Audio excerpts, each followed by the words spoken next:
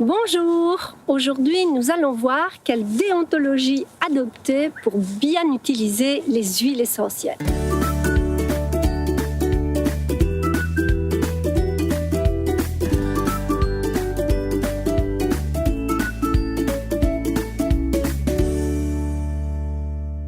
Avant tout, c'est une question de provenance en relation avec l'écologie.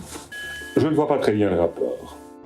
Mais si, voyons, le processus de mise en culture des plantes aromatiques conduit à la monoculture, ce qui va détruire toutes les espèces sauvages, et donc est vraiment une catastrophe pour l'environnement.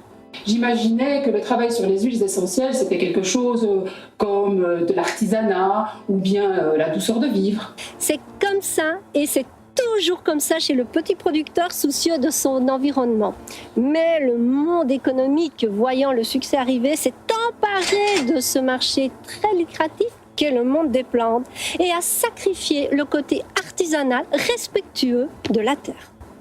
Et comment peut-on savoir, lorsqu'on achète une huile essentielle, sa provenance, par où, par qui et comment elle est produite? J'imagine que les firmes grossistes réunissent de nombreux producteurs, non? Tout le problème est là. À qui se fier et jusqu'à quel point?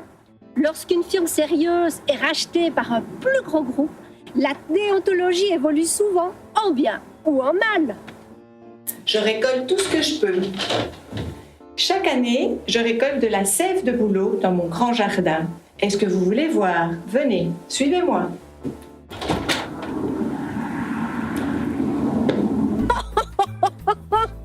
Ce n'est pas vraiment le propos, bien qu'il existe des huiles essentielles de bouleau. Comme vous le savez sûrement, l'extraction des huiles essentielles nécessite un matériel très pointu qui ne peut être confié à un amateur. L'extraction des huiles essentielles est un art et parfois même un sport qui pourrait se révéler dangereux.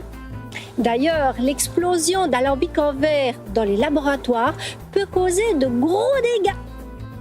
En résumé, ce que l'on peut dire sur l'utilisation des huiles essentielles, c'est qu'il faut appliquer certaines règles qui elles aussi sont essentielles, comme par exemple, elles sont insolubles dans l'eau, elles sont inflammables, certaines sont abortives, dermocaustiques, neurotoxiques.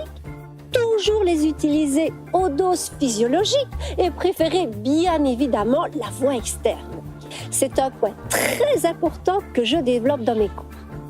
À la prochaine vidéo où nous parlerons des huiles essentielles bien inutiles dans les produits de nettoyage. Vous êtes nouveau sur la chaîne? Un e-book sur les bienfaits du massage et de l'aromathérapie vous intéresse? Alors cliquez sur le lien de la description en dessous de la vidéo.